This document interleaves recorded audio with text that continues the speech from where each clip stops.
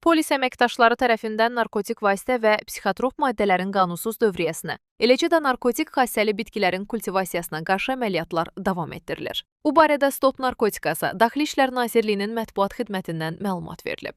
Polis əməkdaşlarının keçirdikləri tədbirlərlə Abşeron rayonunun Novxanı qəsəbəsində narkotiklərin qanunsuz dövriyyəsində şübhəli bilinən 45 yaşlı Etibar Qurbanov saxlanılıb.